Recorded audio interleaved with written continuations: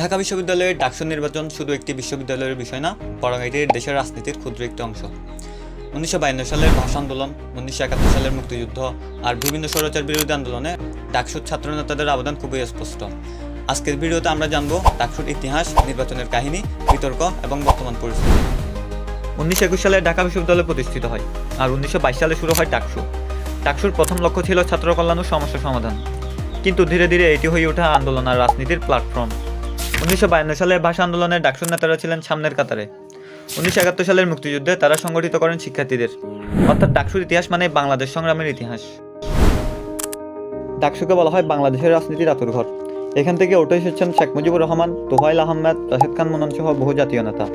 সর্বশেষ 2019 সালের নির্বাচনে ভিপি হন নুরুল হক নূর। তিনি আলোচনায় আসেন দুর্নীতি ও অনিয়মের বিরুদ্ধে সরব হয়ে। অর্থাৎ ডাকসু আজও নতুন নেতৃত্ব তৈরি করেই চলেছে।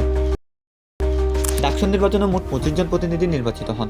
সবচেয়ে আলোচিত পদ হল ভিপি, জিএস এবং এজিএস। ভোট অধিকার থাকে শুধু বিশ্ববিদ্যালয়ের শিক্ষার্থীদের হাতে। এই নির্বাচন সরাসরি ভোটের মাধ্যমে অনুষ্ঠিত হয়, জাতীয় নির্বাচনের মতোই। এভাবে প্রতিটি নির্বাচনের মাধ্যমে নতুন নেতৃত্ব তৈরি হয়, যা পরবর্তীতে দেশকে প্রভাবিত করে। ঢাকা বিশ্ববিদ্যালয় শুধু পড়াশোনার জায়গা নয়, বরং দেশের রাজনীতির আঁতুড়ঘর। 1970 সালের নির্বাচন স্বাধীনতার আগে ছাত্র আন্দোলনের নতুন অধ্যায় সৃষ্টি করেছিল। পরবর্তী সময়ে 1979 ও 1990 সালের নির্বাচন শিক্ষার্থীদের গণতান্ত্রিক চেতনা শক্তিশালী করেছে।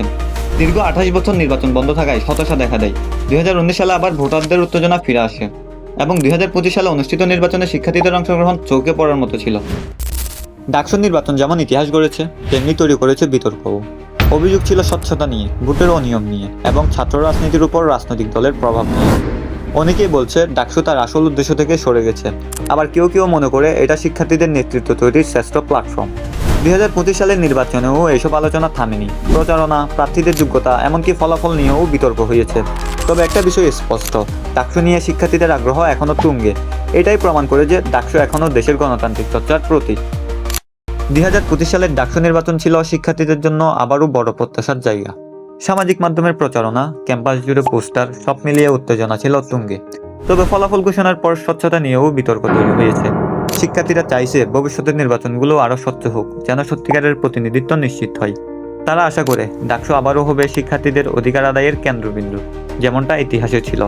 ডাকসু নির্বাচন শুধু একটি ভোট নয়, এটা আমাদের ছাত্র সমাজের স্বপ্ন ও দেশের গণতন্ত্রের প্রতিচ্ছবি।